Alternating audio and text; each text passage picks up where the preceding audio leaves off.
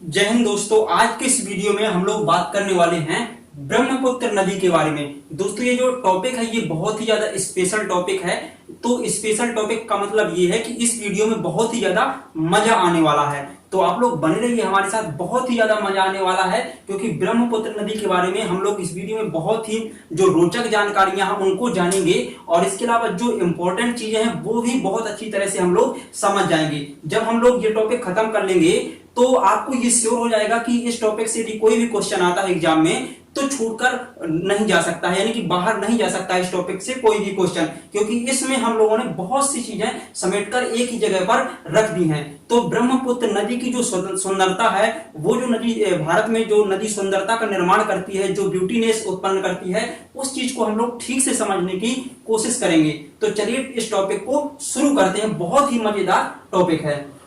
देखिए जो ब्रह्मपुत्र नदी है, एक्चुअली जो ब्रह्मपुत्र नदी है वो भारत की सबसे बड़ी नदी है। यदि भारत में बहने वाली नदियों में देखा जाए तो ये सबसे बड़ी नदी है, क्योंकि देखिए जो गंगा नदी है वो भी भारत में बहती है, लेकिन गंगा नदी ब्रह्मपुत्र की अपेक्षा छोटी है। ठीक है, ब्रह्मपुत्र नदी की यदि कुल लंबाई देखी जाए तो लगभग 2900 किलोमीटर है। और एक्चुअली जो भारत की सबसे लंबी नदी यदि पूछी जाए तो वो गंगा नदी मानी जाएगी, क्योंकि गंगा नदी पूरी तरह से भारत में लगभग बहती है। तो भारत में सबसे ज्यादा लंबाई गंगा नदी की है। लेकिन भारत में ऐसी कौन सी बहने वाली नदी है जो सबसे ज्यादा लंबी है? तो देखिए ये नदी जो भारत में भी बहती है और चीन में, तो इसकी लंबाई सबसे अधिक है। तो ब्रह्मपुत्र नदी की लंबाई सबसे अधिक है। ठीक है, और जो ब्रह्मपुत्र नदी का जल ग्रहण क्षेत्र है वो भी भारत का सबसे बड़ा जल ग्रहण क्षेत्र है। ठीक है, तो ये बात आपको समझ जानी चाहिए कि जो ब्रह्मपुत्र नदी का जल ग्रहण क्षेत्र है वो सबसे बड़ा जल ग्रहण क्षेत्र है। दूसरे नंबर पर आता है भारत में गंगा नदी का जल ग्रहण क्षेत्र। जल ग्रहण क्षेत्र का मतलब होता है कि एक वर्ष में नदी कितने जल को प्रवाहित करती है। ठीक है, तो ये इसके बारे में है। अब देखिए ब्रह्मपुत्र नदी कहां से उत्पन्न होती है, यानी कि इसका उद्गम कहां से होता है। तो यहां पर आप लोग समझ लीजिएगा, जो ब्रह्मपुत्र नदी है वो यहां पर मानसरोवर झील से निकलती है। तिब्बत में एक स्थान है, देखिए तिब्बत में एक ग्लेशियर है, युंगडुंग ग्लेशियर। क्या नाम है? युंगडुंग ग्लेशियर। तो ब्रह्मपुत्र नदी, देखिए ये जो युंगडुंग ग्लेशियर है तिब्बत में, इस ग्लेशियर की बर्फ के पिघलने के कारण कुछ झीलों का निर्माण हो गया है। तो जैसे कौन सी झील? जैसे राकस्ताल झील और मानसरोवर झील। ठीक है, तो राकस्ताल झील जो है यहां से निकलती है हमारी सतलज नदी। राकस्ताल झील से कौन सी नदी निकलती है? सतलज नदी, जो कि हिमाचल प्रदेश में प्रवेश करती है, फिर इसके बाद वो बांग्लादेश तक प्रवाहित होती है। तो उसका एक अलग मैटर है। यहाँ पर जो युंगडुंग ग्लेशियर है, ये जो लिखा है युंगडुंग ग्लेशियर, यहाँ से निकलती है हमारी सिंधु नदी। सिंधु नदी निकल करके जम्मू कश्मीर में प्रवेश करती हुई पाकिस्तान में जाती है। ठीक है, और ये जो मानसरोवर ग्लेशियर है यहाँ से निकलती है हमारी जो ब्रह्मपुत्र नदी है। ठीक है, तो देखिए ब्रह्मपुत्र नदी एक बहुत ही विशाल नदी है। इसका सांस्कृतिक महत्व भी है। ये हर जगह जहां पर बहती है उसका अलग ही रूप दिखाई देता है, उसका अलग ही रंग, अलग ही उसका नाम। ठीक है, तो ये बात आपको समझ में आ चुकी। देखिए तिब्बत से जैसे ही मानसरोवर झील से सिंधु ब्रह्मपुत्र नदी निकलती है तो तिब्बत में इसको सांगपू नाम दिया गया है। तिब्बत में ब्रह्मपुत्र नदी को क्या बोलते हैं? सांगपू। तो इसका नाम याद रखना, क्योंकि ब्रह्मपुत्र नदी के अनेक नाम है। तो तिब्बत में इसको सांगपो नदी के नाम से जाना जाता है। अब देखिए इस तरह से पश्चिम से पूर्व की ओर यहाँ पर प्रवाहित होती है हिमालय के साथ साथ में। इस तरह से बहती हुई जाती है और यहाँ पर अरुणाचल प्रदेश में, कहां से? अरुणाचल प्रदेश में ये बहती हुई यू टर्न लेती है, मतलब इस तरह से टर्न, ये नीचे की ओर मुड़ जाती है। तो यहाँ पर एक विशाल किसका गार्ज का निर्माण करती है यहाँ पर अरुणाचल प्रदेश में, जिसका नाम है दिहांग गार्ज। ठीक है, तो एग्जाम में क्वेश्चन पूछा जाता है कि दिहांग गार्ज का निर्माण कौन सी नदी करती है? तो दिहांग गार्ज का निर्माण ब्रह्मपुत्र नदी करती है। ठीक है, तो जो ब्रह्मपुत्र नदी है इसको अरुणाचल प्रदेश में क्या बोलते हैं? दिहांग के नाम से जाना जाता है। तिब्बत में किस नाम से जाना जाता है ब्रह्मपुत्र को? सांगपो के नाम से। अरुणाचल प्रदेश में जो स्थानीय लोग हैं इसको क्या बोलते हैं? दिहांग, क्योंकि यहाँ पर यह दिहांग नामक गार्ज का निर्माण करती है, गहरी घाटी का खड्ड का निर्माण करती है। ठीक है, तो ये इसको बोलते हैं दिहांग। तो अरुणाचल प्रदेश में लोग इसको दिहांग बोलते हैं। ठीक, तो ये बात आपको समझ में आई। अब देखिए अरुणाचल प्रदेश में बहने के बाद यहाँ पर दो नदियां इसमें मिल जाती हैं। ठीक है, दो नदियां यहाँ पर मिलती हैं, अरुणाचल प्रदेश की स्थानीय नदियां हैं। एक नदी मिलती है इसमें दिबांग। दिहांग गार्ज का नाम है, गार्ज का नाम क्या है? दिहांग। ठीक है, और जो सहायक नदी मिलती है अरुणाचल प्रदेश की उसका नाम है दिबांग। क्या नाम है, दिबांग। और दूसरी नदी है लोहित, क्या नाम है, लोहित नदी। तो दूसरी लोहित नदी इसमें मिलती है। अभी लोहित नदी में जो पुल का निर्माण किया गया था अभी कुछ टाइम पहले यानी कि 2017 में, तो उसको हम डिटेल से उसके बारे में चर्चा करेंगे। पहले थोड़ा इसको सुन लीजिए, ठीक है। तो यहां से देखिए, यहां से लेकर ये एक स्थान है असम में।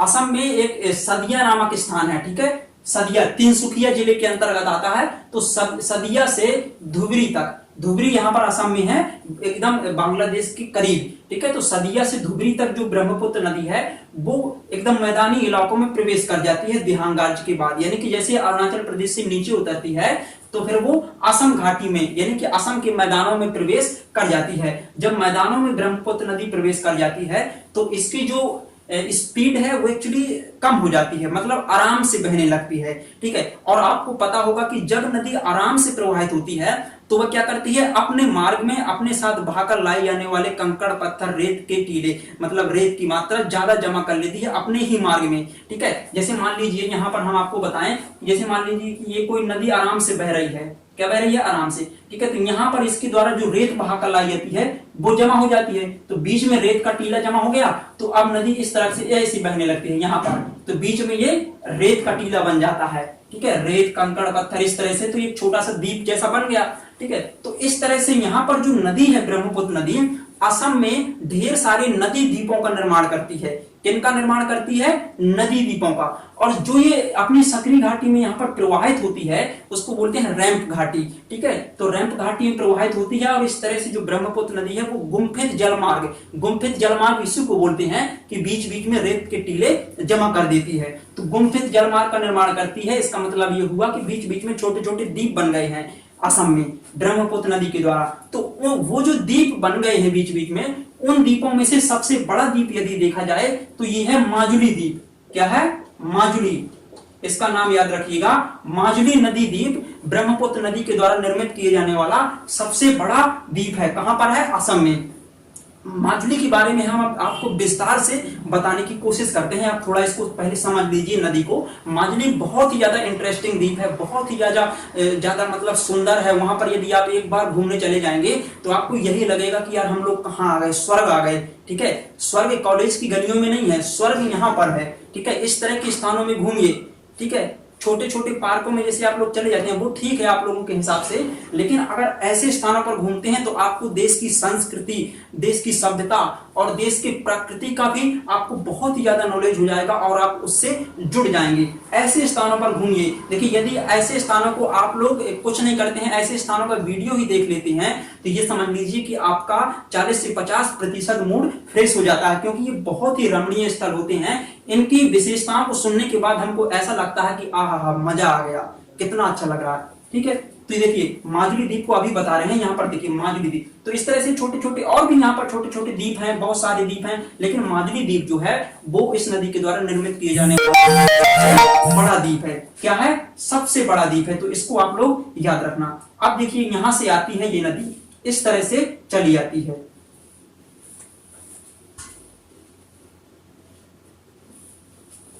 देखिए इस तरह से चली आती है ये नदी। अब यहां पर आती है धुबरी। क्या है, धुबरी एक स्थान है, तो ये असम में है। तो यहां से धुबरी से नीचे प्रवेश कर जाती है बांग्लादेश में, ठीक है। बांग्लादेश में प्रवेश कर जाती है। अभी इसकी सहायक नदियों को भी देखेंगे, ठीक है। बांग्लादेश में प्रवेश कर जाती है। तो देखिए जब ये बांग्लादेश में प्रवेश करती है तो यहाँ पर एक नदी निकलती है सिक्किम से। ये कौन सा स्टेट है, सिक्किम। तो सिक्किम में एक यहाँ पर ग्लेशियर है जिसका नाम है जेमू ग्लेशियर। जेमू ग्लेशियर कहां पर है, सिक्किम में। तो जेमू ग्लेशियर की जो बर्फ पिघलती है तो उससे जो नदी बनती है उसको बोलते हैं तीस्ता नदी। तो तीस्ता नदी यहाँ पर बांग्लादेश में मिल जाती है ब्रह्मपुत्र के साथ में, ठीक है। तो तीस्ता नदी कहां से निकलती है, सिक्किम से। कहां से निकलती है, सिक्किम में, जेमू ग्लेशियर से। किसकी सहायक नदी है, ब्रह्मपुत्र की सहायक नदी है। तो इस तरह से जो ब्रह्मपुत्र नदी है ये कहां पर आ गई, बांग्लादेश में। देखिए यहाँ पर ब्रह्मपुत्र नदी का नाम क्या था, तिब्बत में यहाँ पर था सांगपो, तिब्बत यानी कि चीन, ठीक है, सांगपो था। तिब्बत के बाद अरुणाचल प्रदेश में इसको क्या बोला, इसको दिहांग नदी बोला, ठीक है। अरुणाचल प्रदेश में इसको दिहांग नाम दिया गया क्योंकि यहाँ पर एक दिहांग गार्ज का निर्माण करती थी जहां से मुड़ती थी। देखिए गार्ज क्या होता है, जो पहाड़ को काट देती है नदी, वही कहलाता है दिहांग, ठीक है। तो यहाँ पर दिहांग गार्ज का निर्माण कर लिया, उसका नाम था दिहांग।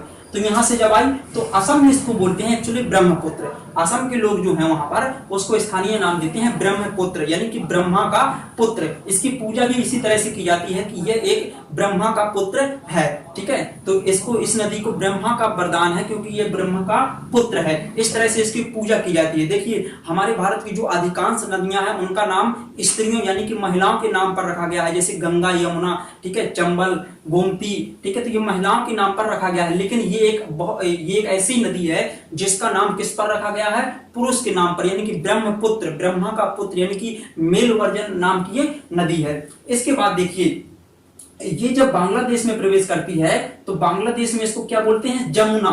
यमुना नहीं याद रखना है दोस्तों, जमुना, जमुना, ठीक है। तो बांग्लादेश में इसको क्या बोलते हैं, जमुना। अब देखिए इसके बाद क्या होता है, यहां पर देखिए कौन सी नदी आती है यहां से भारत से निकलकर, ये गंगा नदी आती है।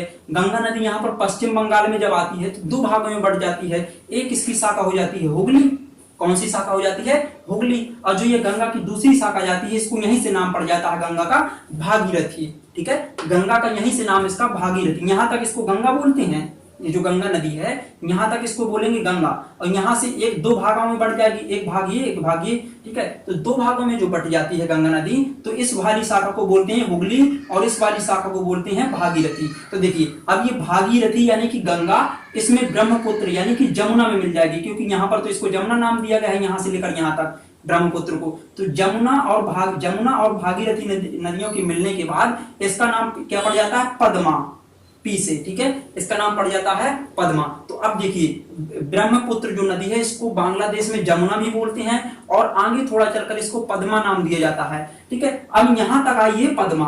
अब देखिए यहां पर मणिपुर एक स्टेट है भारत का, तो मणिपुर से एक नदी निकलती है जिसका नाम है, मणिपुर से कौन सी नदी निकलती है, मणिपुर से एक नदी निकलती है जिसका नाम है बराक नदी या मेघना नदी, बराक नदी या मेघना नदी। तो जो बराक नदी या मेघना नदी इसमें प्रवेश करती है तो फिर इसका नाम पड़ जाता है मेघना, ठीक है। पद्मा और मेघना मिलकर के इसका नाम मेघना पड़ जाता है, बराक नदी, ठीक है। बराक मेघना एक ही नाम है, दोनों एक ही नदी के नाम है, ठीक। तो ये यहाँ पर मेघना नदी, अब जो मेघना नदी है लास्ट में मेघना नदी ही बंगाल की खाड़ी में गिरती है और सुंदरवन के डेल्टा का निर्माण करती है। और गंगा नदी की हुगली शाखा भी यहीं पर आकर सुंदरवन के डेल्टा का निर्माण करती है, ठीक है। तो देखिए जो गंगा नदी सुंदरवन के डेल्टा का निर्माण करती है वो अकेले नहीं करती है, ब्रह्मपुत्र नदी भी उसकी सहायता करती है डेल्टा का निर्माण करने में, और थोड़ी बहुत नहीं, बहुत ही ज्यादा, क्योंकि सबसे ज्यादा जल तो यही बहाकर लाती है। तो एक्चुअली इसका सुंदरवन क्यों डेल्टा, इस डेल्टा का नाम सुंदरवन क्यों है, क्योंकि यहाँ पर सुंदरी या कैसुरीन नाम के वृक्ष बहुत ज्यादा पाए जाते हैं। सुंदरी की वृक्षों की बहुतायत मात्रा, इनकी मात्रा सबसे ज्यादा होती है, ठीक है। तो इसी कारण से इसका नाम सुंदरवन का डेल्टा पड़ गया है, ठीक है, सुंदरवन का डेल्टा। बंगाल टाइगर जो है वो सुंदरवन के डेल्टा में ही पाया जाता है। बंगाल टाइगर कहां पर पाया जाता है, सुंदरवन के डेल्टा में ही पाया जाता है। तो सुंदरवन का डेल्टा का निर्माण कौन कौन सी नदियां यहां पर करेंगी, ये हुगली नदी जो कि गंगा की एक शाखा है, और ये मेघना नदी, ठीक है। तो मेघना वही है अंततः, मतलब नाम पूरा एक ही है, ब्रह्मपुत्र ही है, उसके अलग अलग नाम बीच बीच में पड़ गए, ठीक है। जैसे तिब्बत में सांगपो, अरुणाचल प्रदेश में दिहांग, असम में इसका ब्रह्मपुत्र नाम, फिर यहाँ पर बांग्लादेश में जैसे ही प्रवेश करी तो जमुना नाम, इसके बाद इसमें जब गंगा मिल गई तो पद्मा नाम, जब इसमें बराक नदी मिल गई तो इसका मेघना नाम पड़ गया, ठीक है। तो इस तरह से मेघना नदी लास्ट में आकर बंगाल की खाड़ी में गिर गई। अब देखिए यहाँ पर इसको थोड़ा पीछे से हम लोग लेंगे, ठीक है। देखिए यहाँ पर जब ये ब्रह्मपुत्र नदी जो है ये अरुणाचल प्रदेश में आती है, तो यहाँ पर एक जिला है असम में, ठीक है। असम में एक्चुअली एक जिला है, उस जिले का नाम क्या है, तिनसुकिया जिला। तिनसुकिया जिला, तिनसुकिया जिले में एक स्थान है सदिया, ठीक है। तिनसुकिया जिले में एक स्थान है असम में सदिया, असम की बात कर रहे हैं, ठीक है। तो असम से ब्रह्मपुत्र जाने के लिए पहले काफी घूम कर जाना पड़ता था, क्योंकि यहाँ पर जो है यहाँ पर दिबांग नदी थी। कौन सी, दिबांग नदी। तो दिबांग नदी को घेर करके जाना पड़ता था। तो इसलिए क्या किया गया कि दिबांग नदी पर एक पुल का निर्माण किया भारत सरकार ने। किसका निर्माण किया, दिबांग नदी पर एक पुल का निर्माण किया। कौन सी, सॉरी दिबांग नहीं है, यहाँ पर लोहित नदी है, ठीक है। लोहित नदी पर एक पुल का निर्माण किया भारत सरकार ने, ठीक है। और इस पुल कहां से कहां तक है, ये पुल जो है वो सदिया से लेकर ढोला तक है, ठीक है। और ढोला अरुणाचल प्रदेश में एक स्थान है ढोला, ठीक है। कहां पर है? अरुणाचल प्रदेश में एक स्थान है ढोला, और सदिया कहां पर है? असम में। तो ठीक है, तो असम के सदिया से अरुणाचल प्रदेश की ढोला तक को जोड़ने वाला ये पुल है। इस पुल की कुल लंबाई यदि देखी जाए तो ढोला सादिया इसको पुल बोलते हैं। ठीक है, ढोला सादिया, ये ढोला यहाँ पर हो गया, और सादिया यानी कि तिनसुकिया जिले में जो पड़ता है, तो ढोला से सादिया तक जाने वाला पुल जिसको हम बोलते हैं ढोला सादिया पुल। और या फिर इसका नाम भूपेन हजारिका पुल भी है, भूपेन हजारिका पुल भी इसको कहते हैं। इसकी कुल लंबाई देखी जाए तो 9.15 किलोमीटर है। ठीक है, लगभग 9.5 किलोमीटर इसकी लंबाई है। किस पुल की? ढोला सादिया पुल या भूपेन हजारिका पुल की। और इसका निर्माण कब शुरू हुआ था? 2010 में इस पुल का निर्माण शुरू हुआ था, और 2017 में इसका निर्माण कंप्लीट हुआ, और इसका भारत सरकार ने, पीएम मोदी ने इसका उद्घाटन किया। ठीक है, 2010 से लगभग इसमें 7 साल का समय ले लिया। ठीक है, तो अब इसका क्या हुआ देखिए कि जो ये पुल बन गया, तो अब यहां से हमें असम से अरुणाचल प्रदेश इस मार्ग से प्रवेश करने के लिए काफी, हमारा जो मार्ग लंबा था वो काफी शॉर्ट हो गया है, तो इसलिए इस पुल का निर्माण किया गया। अब देखिए ये जो ढोला सादिया पुल है, इसको भूपेन हजारिका पुल क्यों कहते हैं? देखिए जो भूपेन हजारिका हैं, ये एक्चुअली एक वहां के लोक गायक थे। भूपेन हजारिका एक असम के लोक गायक थे। ठीक है, कौन थे? असम के लोक गायक। तो इन्हीं के नाम पर इस पुल का नाम रखा गया है, क्योंकि जो भूपेन हजारिका थे, आप लोगों को बता दूं, बहुत ही इंटरेस्टिंग फैक्ट है कि जो भूपेन हजारिका थे, इन्होंने अपनी जिंदगी के अधिकांश समय ब्रह्मपुत्र नदी के गुणगानों का वर्णन किया, गुणगानों को गाया। ठीक है, इसकी संस्कृति को जगह जगह देश विदेश में फैलाया, पूरे देश को इसकी संस्कृति से और इसके विशालतम स्वरूप से लोगों को परिचित कराया, इसके पवित्रतम स्वरूप से लोगों को परिचित कराया। इस पर ढेर सारे गाने बनाए, और फिल्मों को भी इसके ऊपर बेस्ड फिल्मों को भी इन्होंने निर्माण किया। ठीक है, तो ये जो भूपेन हजारिका थे, ये एक लोक गायक तो थे ही, साथ में फिल्म मेकर भी थे। तो इन्होंने जो अपने जीवन में संघर्ष किया था, तो उसका परिणाम उनको इस रूप में मिला कि यहाँ पर जो पुल का निर्माण किया गया, उस पुल का नाम क्या है? भूपेन हजारिका। ठीक है, तो इसको ढोला सादिया जो पुल है, इसको भूपेन हजारिका पुल के नाम से भी जाना जाता है। इसकी लंबाई ये आपको आपके सामने लिखी है। ठीक है, तो ढोला सादिया पुल कहां से है? सदिया से लेकर ढोला तक। ढोला कहां पर है? ये अरुणाचल प्रदेश का एक स्थान है, और सदिया ये असम का एक स्थान है। ठीक है, तो और ये पुल किस नदी पर बनाया गया है? लोहित नदी पर। लोहित नदी पर ये पुल बनाया गया है। अब देखिए, जैसे ही ये ब्रह्मपुत्र नदी असम में यहां से प्रवेश करती है, असम घाटी में प्रवेश करती है, तो फिर क्या करती है? देखिए, कोई भी नदी हो जब पहाड़ों में बहती है तो उसकी गति बहुत ही ज्यादा रहती है, यानी कि वो तीव्र गति से प्रवाहित होती है। ठीक है, लेकिन जैसे ही वो नदी मैदानी इलाकों में पहुंच जाती है, तो उसकी जो गति है, उसका जो बहने का वेग है, वो धीमा हो जाता है। तो देखिए, इसका वेग असम घाटी में आने पर, असम के मैदानों में बहने पर धीमा हो जाता है। तो जब कोई नदी धीमे गति से बहती है, तो फिर वो क्या करती है? गुम्फित जलमार्ग, जो अभी बताया था यहाँ पर। ठीक है, तो गुम्फित जलमार्ग का निर्माण करती है। और गुम्फित जलमार्ग मतलब क्या होता है कि नदी अपने रास्ते में ही रेत के टीलों को, कंकड़ पत्थर के छोटे छोटे टुकड़ों को जमा कर देती है। इस तरह से वो बहुत ज्यादा मात्रा में जमा हो जाते हैं, तो एक द्वीप का रूप ले लेते हैं, यानी कि द्वीप का निर्माण हो जाता है। तो ऐसे द्वीप को क्या बोलेंगे? नदी द्वीप, यानी कि नदी के द्वारा निर्मित द्वीप। तो देखिए, यहाँ पर जो ब्रह्मपुत्र नदी है असम में छोटे छोटे द्वीपों का निर्माण करती है, बहुत सारे द्वीपों का निर्माण करती है, लेकिन इन द्वीपों में से सबसे बड़ा द्वीप है जिसके बारे में बताया, माजुली। ठीक है, तो माजुली एक नदी का द्वारा निर्मित द्वीप है। किस नदी के द्वारा? ब्रह्मपुत्र नदी के द्वारा निर्मित द्वीप है माजुली। तो जो असम की सरकार है, असम की सरकार ने माजुली को नदी जिला घोषित कर दिया है। क्या कर दिया है? नदी जिला। क्योंकि जो माजुली नदी द्वीप है, ये भारत का ही नहीं, विश्व का सबसे बड़ा नदी द्वीप है, नदी के द्वारा निर्मित द्वीप। ठीक है, ये सबसे विश्व का बड़ा नदी द्वीप है।